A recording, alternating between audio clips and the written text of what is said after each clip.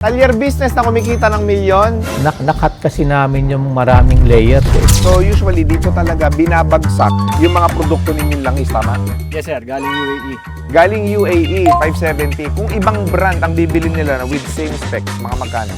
Sir, ako, baka mga 1,000, 1,500 per liter. Ang layo ng diferensya, 400 plus. Ngayon, kung makikita nyo sir, yung API naman niya, makikita nyo ay SP exact. Up to date din siya, up to year model 2026. Pero pwede ba to sa electric car? Hindi sir. Pinakalumang sasakyan na po pwedeng lagyan. Sir, kahit jeep. So kung 1900s pa yung sasakyan ninyo, may langis pong available si Nova Prime. So sa lahat ng gustong inegosyo itong Nova Prime, all you have to do is just to type Nova sa ating comment section. Talaga no question asked. Yung produkto makukuha nyo at the highest quality and then at the same time, you get the best price.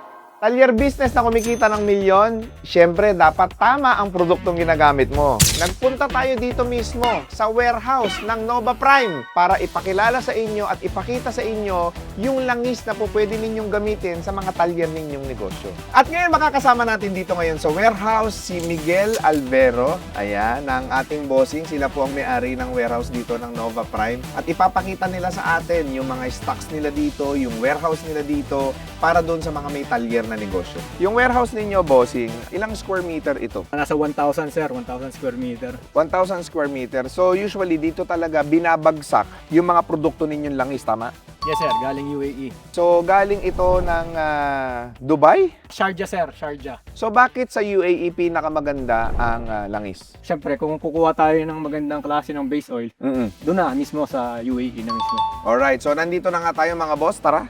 Pakita ko sa inyo at eto na nga yung mga langis nila dito. Kung mapapansin ninyo, kitang-kita ninyo yung mga stocks nila dito.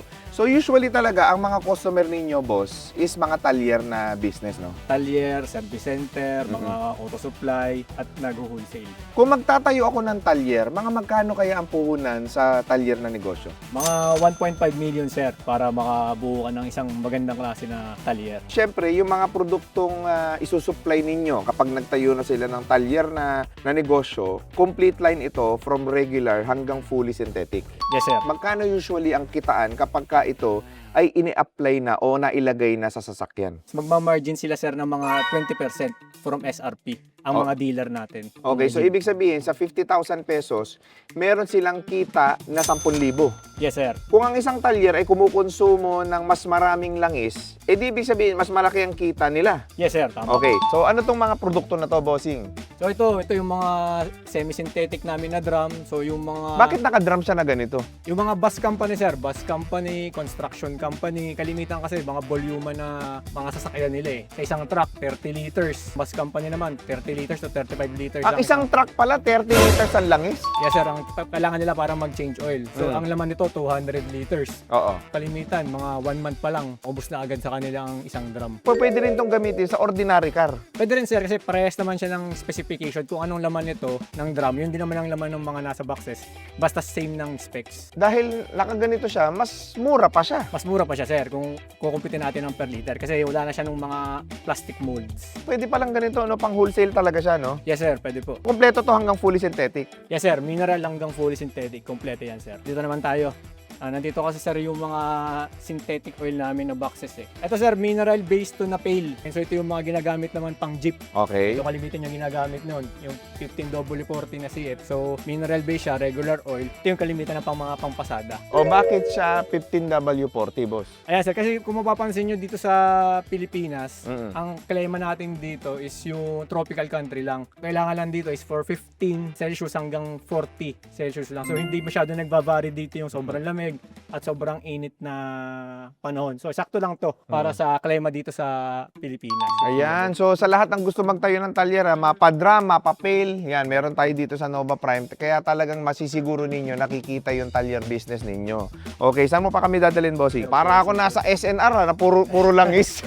Luz, pakibuksan nga para makita nila talaga kung ano itsura ng Ayan, Magnetar pasok! oil. So ito yung Magnetar. Magnetar sir, fully synthetic. Ano yung Magnetar?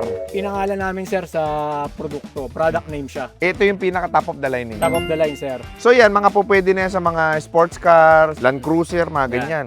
Yan, sir. Gasolina at diesel to.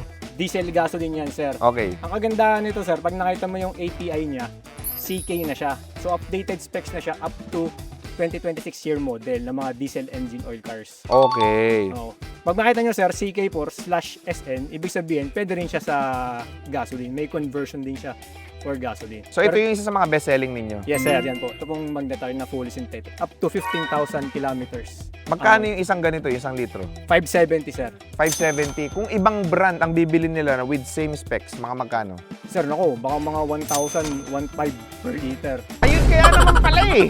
Ang layo ng diferensya, Malayo ng 400 diferensya, plus. sir. Yes sir, malayo. yung Pero diferensya. same lang yan. Same lang yan sir, basta same ng specification ng API. Ayun. Okay, ano pa? Saan tayo, boss? Okay sir, next naman, dito naman tayo sa Plus Ultra.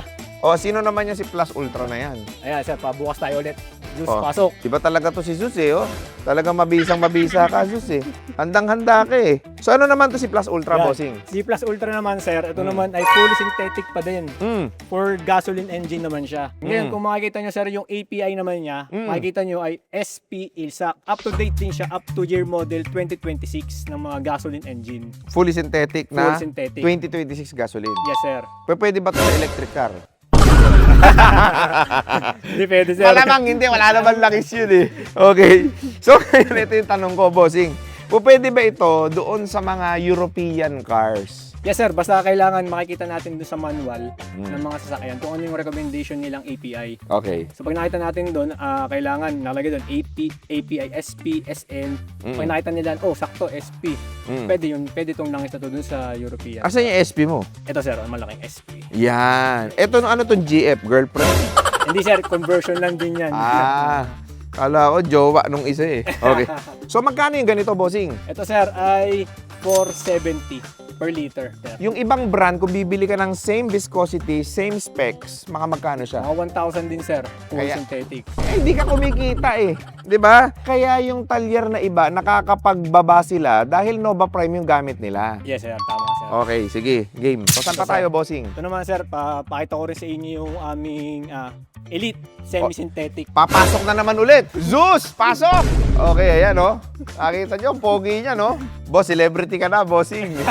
So, ito, ang pangalan nitong langis na to, Elite. Elite sir. Okay. So, ito naman ay synthetic blend kung tawagin. So, 70% mineral, 30% synthetic. Okay, para sa mga sasakyan to? Modelo pa rin sasakyan, siguro mga 2010 to 2015 year model sa sasakyan. So, diesel gasoline na rin siya. Up to 10,000 kilometers bago siya mag-change oil. May tanong ako, boss. Bakit iba ang langis ng luma at langis ng brand new? Kunyari, lumabas yung lumang sasakyan ng 1990s o 2000. So, ibig sabihin, yung mga modelo ng engine na yon for 2,000. So, gumawa ng langis for 2,000.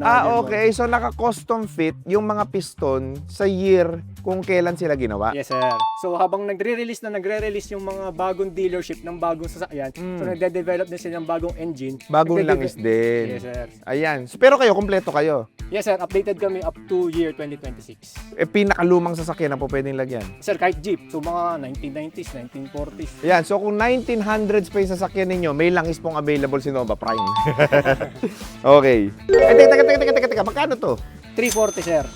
Sa ibang brand, magkano yung ganito? Same viscosity. Siguro, sir, mga 400 plus, 500 plus. Medyo... 100 pesos din ang difference. Yes, sir. Pero per litro yun. Ang isang sasakyan, ilang litro na gagamit? Sir, mga pag kotse, 4 liters. O di Pag mga- nakakatipid ka ng 400 pesos din kung talyer owner ka, tama? Tama, sir. Pag naman mga SUV, 8 liters, sir. Yun pala, dito pala yung... Ayan na, tinutulungan ko na kayo sa mga may talyer na negosyo dyan, ha? Ano naman to, bossing? Sir, ito naman yung namin, ATF Dexron 6. Zeus, pasok! Ang tagal. Oh, yeah. Ba, mabilis kumilos to, ah. So, available din dito, mga bossing, yung mga ATF fluid nila. Siyempre, kung may talyer ka, isa sa mga malalaking kitaan na services, yung pagre-replace ng ATF fluid. So, magandang services din yan sa mga talyer na negosyo. So, magkano to, bossing? Ito, sir, mga nasa 530 per liter. Sa ibang brand kung bibili sila nito. Sir, mahal din yan. Siguro mga 1,000, mga ganun din. O di 500 pesos din ang difference. Yes, sir. Ayun! Okay, perfect. Di ba? Nakatipid na kayo.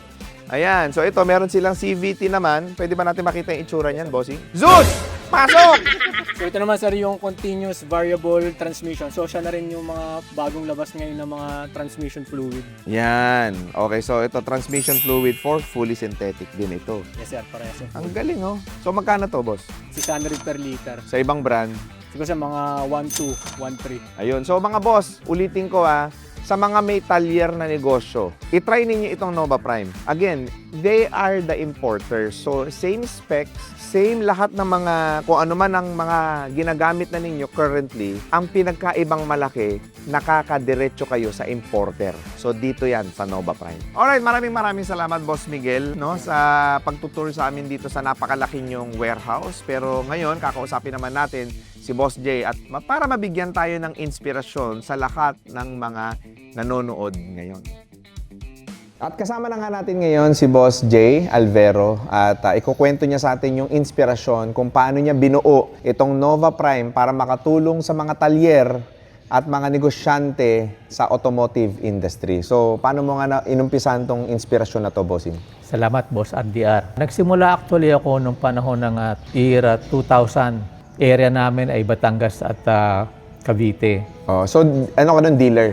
Distributor ako. Distributor ako sa dalawang probinsya. Oo. After 4 years, nilapitan naman ako ng grants. Sabi nila sa akin, bibigay nila yung 4 na area, Laguna, Batangas, Quezon at Cavite. In-accept ko yung offer nila para magkaroon ako ng growth.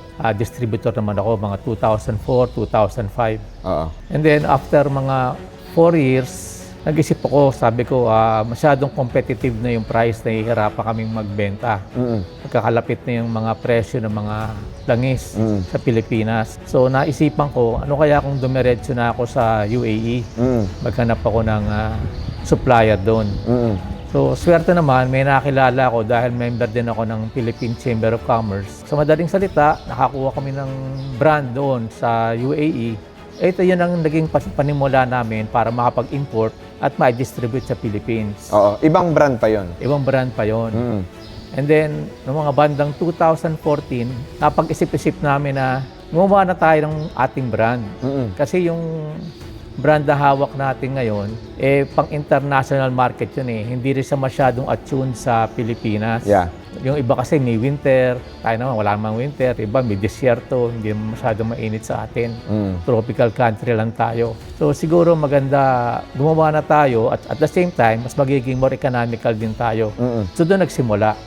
Nagkaroon na kami ng bagong brand. Ito na nga yung Nova Prime. So the quality of the oil versus dun sa other leading brands, it's all the same. Actually, medyo may konting diferensya. Tama ka, compared to other brands din kasi. Kaya napili namin yung UAE, isa sa pinaka may supply ng magandang oil.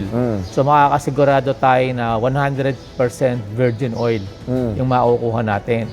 Pangalawa, sila din yung pinaka bago ang mga blending plant. Nakakasiguro tayo na maganda talaga yung makinarya at kumpleto sila sa mga quality control. So Boss Jay, ibig sabihin nito, mas maganda pa yung quality ng Nova Prime kumpara sa ibang langis. Well, pwede nating sabihin na yes, especially kung sila ay bine-blend na dito sa local. Kasi yung iba kasing malalaking company nasa local, nasa Philippines. Okay, so yung iba pala na binibili nila na akala nilang from imported, dito na lang din.